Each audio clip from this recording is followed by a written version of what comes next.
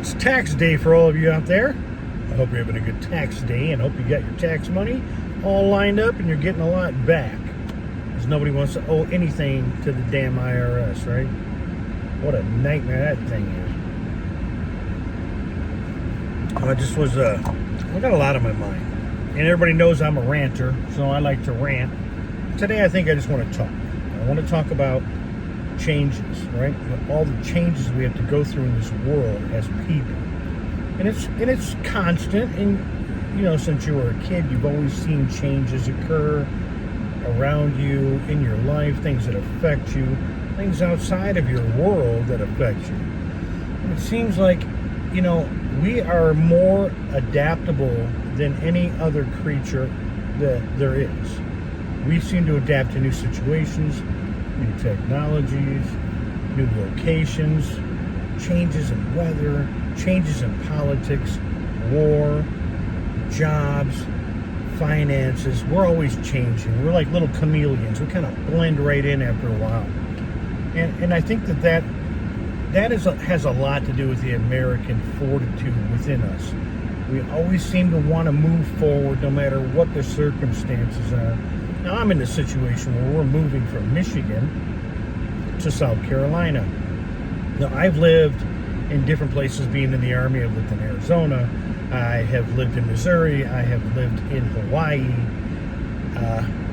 It's not like a major thing to me to want to shift around at all, but I think my wife's having a hard time. She's never, you know, we live in a house that her grandparents owned since it was built. And across the street from us on an angle is where she grew up. She was born in the house across the street, and her mom lives there to this day. And then she wants to change. Nobody wants to live in Michigan. If you can see, you see all that behind me right there? That is what it looks like in Michigan majority of the year. Even in the summer, man, I think we get like 25 days of clear skies only in this state of Michigan. It's like one of the most overcast places you've ever visited, ever been, ever lived. Now, we live on the East Coast, so, I mean, we are dead. Like, in front of me, if I went like 3 miles, I'm at the water. So we're along the whole East Coast. And so I don't know if the clouds, you know, have so much to do with the water situation or that we're north of Canada, because Canada is down that way. The tip of Canada to get across the bridge is that way. I'm north of there, and there's another bridge that way. Oh, Port Huron way, probably about another 40 miles that way. But you know, the weather here sucks. You know, I just want to be honest. We're moving to South Carolina. They don't even know what a snow shovel is down there. I'm a heart patient. I had 5 bypass heart surgery 2018. I also had a stroke in the Army from a cracked head. I got the crack in my skull right here. I had a stroke. Shattered right elbow. That's my right arm. I got to do that to turn it over. Got a huge cyst in my knee from running in the desert with all my Army gear on, carrying a weapon right into a snake hole, man. Popped my knee out so bad, a huge cyst formed, and then another one attached to it, and a little one. So it's like a ball. All my right knee. They don't want to operate this, so just leave it alone. My lower back, I used to work out when I was a teenager. Mr. Michigan was at Powerhouse Gym, and I was working out with him because you can tell I'm a big dude. And I'm gonna be 54, and I'm in great shape, right? But I don't work out anymore. But I worked out with Mr. Michigan, and I was doing his gravity lift machine. And he's like, Eddie, come and try the machine. Come try it. I thought he meant try the weight he was doing. So I put it up, and he was like, no. And as I got it up, it just came down, man. And it compressed my lower back so bad that the last disc in my back got smashed completely. I had to go through electric shock therapy, all this crap. My mom used to take me out of school. I'd be crying. I couldn't sleep at night. It was so painful. So all these injuries, they are enhanced by the weather here in this tundra of a state. And I grew up here. I grew up, 5 streets that way. Quarter mile that way, 5 streets that way. Corner house. This was my old school for a couple of years, but I've lived here my whole life, other than taking off and living in the Army, being out and about. And I have to tell you that it's something I'm looking forward to getting the hell out of here. And I don't know where all you are from, but South Carolina to me is just exactly what the doctor ordered. Her mom's got a place in Florida. We go down to Ocala, Florida.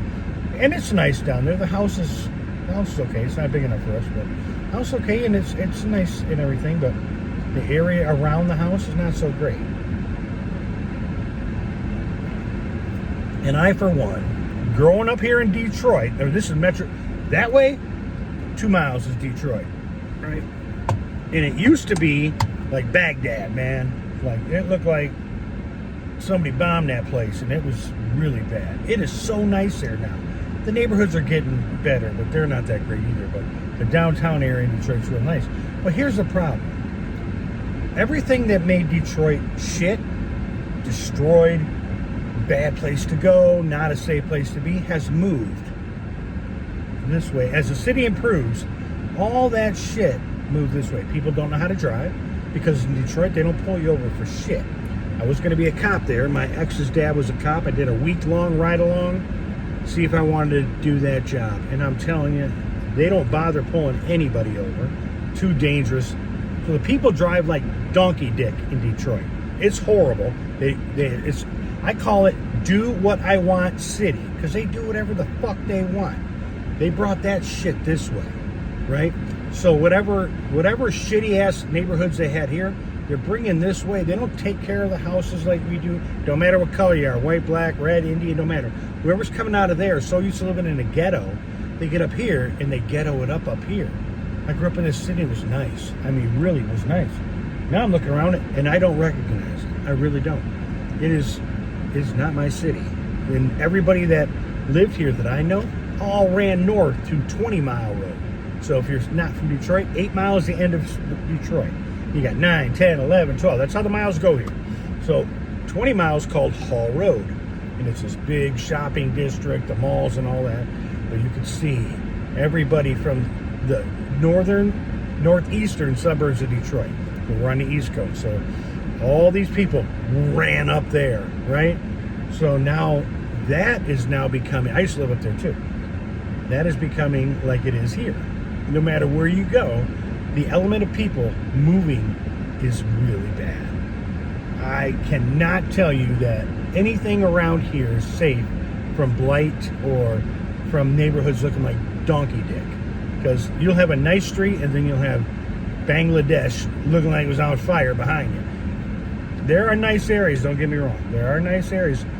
In Oakland County's got some nice areas, but they're extremely prejudiced, extremely. And if you want to live in a good area, you're paying $8-10 grand a year in taxes. It ain't no joke, man, for real. They find a way to kill you off in this state or to just shove you aside and forget about you. There's no other way here. So anybody that wants to look at Michigan, you have to realize this place is not a desirable location for many reasons. The government here is terrible, absolutely horrible. Somehow, we have elected Democratic leadership for so long, and they're like, sorry, it's been all day. I can't handle this place. So we have all these Democrats that run the state like crap. You saw our Governor Whitmer hiding in the Oval Office because she didn't want to have any of her party see her going to Donald Trump and respecting Donald Trump. She agreed with Donald Trump on all these things. And now they're all attacking her because she likes his tariffs. She likes his border policy. She likes all of those things that he has directed for states like mine to bring in all the industry. She thinks is wonderful. But the Democratic Party is losing their effing mind because she's their new hopeful candidate for president. And now she just sided with Donald Trump, who is actually a really good guy. I don't know what else to tell you. He's an intelligence analyst. I analyze people, facial recognition, patterns from the eyes, voices. I do all that. I watch for body movements, and I can tell when someone's honest, when they're dishonest. He's honest, man. Like I would tell everybody, the only thing he was not honest, as far as what I have read from him, was the UFO thing. And what I got, let's put it this way. It was more of a, I don't want to talk about this type thing. It wasn't a blatant dishonest answer when they brought it up about the New Jersey drones, which I still have a ton of friends in. I know what I'm doing because I know how to analyze a video of UFOs because that's what I did. There were UFOs. all over. And they're not gone. They're still not gone.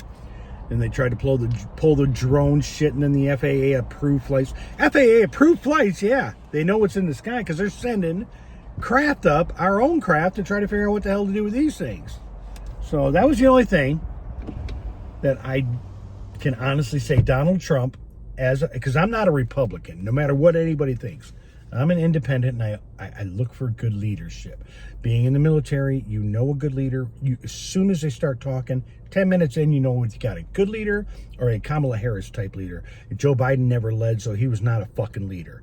He was a puppet. Me. That's all he was. Me, why do I walk? Stupid ass. So he was never the leader of this country. Kamala is not a leader. She's, oh my God. If I gave you 10 crates of broken light bulbs, they are all brighter than her. You understand what I'm saying? She is not anybody you want to lead. Hakeem Jeffries, you don't want him leading your country. You do not Cory Booker leading your country.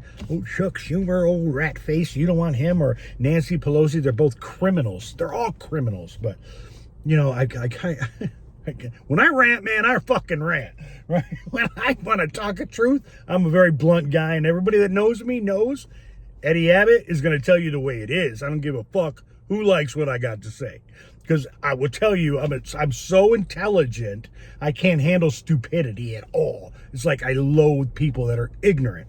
So, getting back to it, changing. So we change government, we change leaders, we change all this shit. We're always changing, right? But my personal perspective from this whole conversation was, a lot of people here get mad because I have a huge Facebook group here called Memories of Metro Detroit. I'm on the news. I do all kinds of stuff. I was going to be the mayor here. So people know me. They maybe they look to me for things.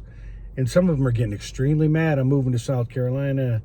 And it's ridiculous because they know that I have my health and I have to get away from this cold. Like right now, y'all, it is 46 degrees here, right? 46 degrees April 15th at 3 o'clock in the afternoon. I cannot, and I kid you not, I can't feel my hands real well. They're stinging because I'm so cold. That's how thin my skin has gotten. You want me to stay somewhere for what? My older two kids, they do their own thing. My one son hates me. Their mom died. She overdosed in 2014. I remarried in almost 2016. It was late 2015, and had little Eddie in 2016. And the woman I married, I should have never married her. She was rotten terrible, but I was always raised that if someone's pregnant with your child, you better do the right thing. So that's the only reason I married this girl. 15 years younger than me. I get a lot of younger women like me, and I never wanted to go out with her, man. I went to school with her stepmom, and she introduced me, and that girl would not leave me alone. So my kids hated her, and that just caused huge uproar in my house. And my stepkids, when their mom died, their dad had already died of cancer, so I had two stepkids. And they were just like, I don't know, they moved the fuck out, right? They're 20, and one was going to be 18 and 20. And they moved out, and my ex kind of ran the house where the kids hated her so bad. And I hated her, but I had a baby, and she had 3 little kids. So anyway, needless to say, that all went bad. So this wife I have now, she's a sweetheart.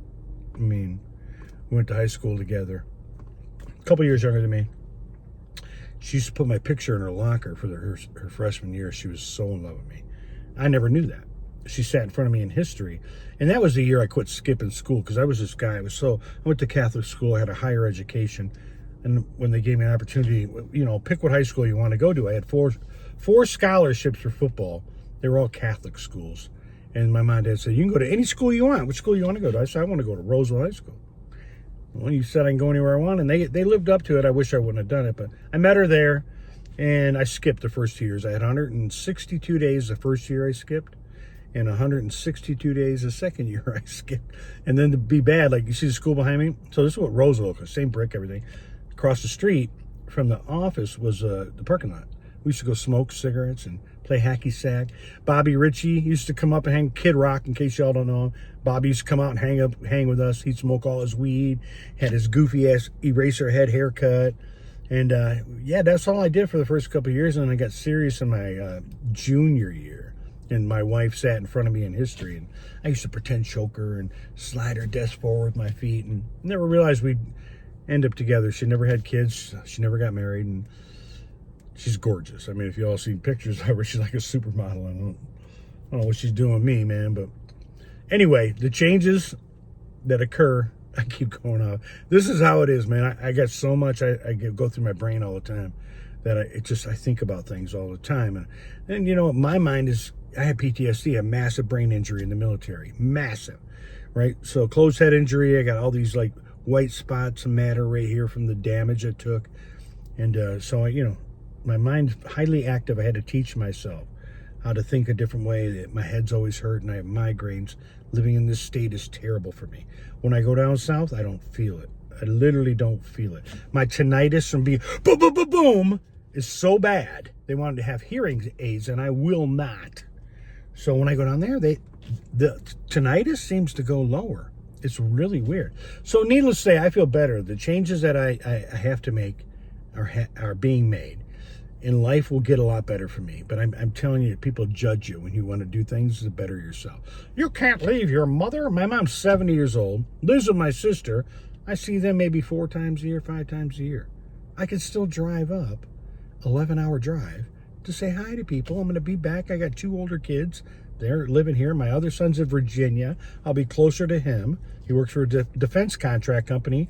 They're right next to the CIA, and he did the same thing I did in the military, intelligence. So he's got a great job, national security thing, and I want to be closer to him, too. He's 28 years old. I miss my son. You know, so changes are never easy, but that's my rant. I feel like sometimes I just need to get shit off my fucking chest. I had an aunt telling me I couldn't fucking move. I mean, really? I'm 53 years old. And you tell me what I can do? No. Not happening. But, they try to make you feel bad.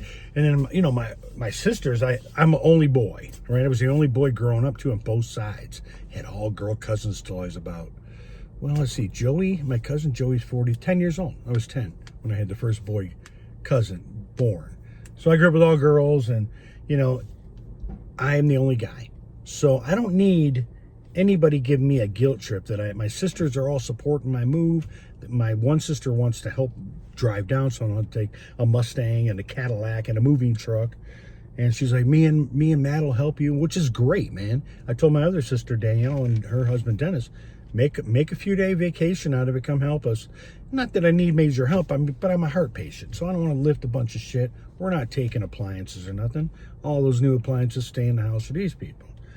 So, it's nice to have support, but I don't need no fucking support.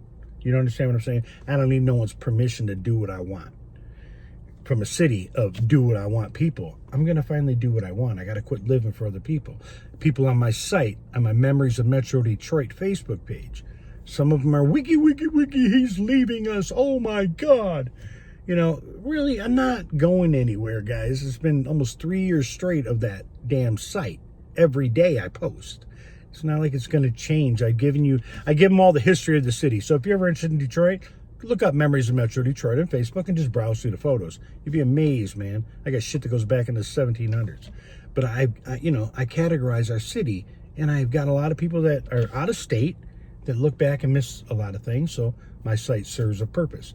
I started this site for older people so they wouldn't get dementia. I believe in an active mind, you can't lose it. If your mind stays active, if you have your memories, if I can bring back memories to you that you lost, maybe it'll spark something in the mind and keep you from getting dementia, keep you from slipping away. And that was the whole purpose of doing what I do.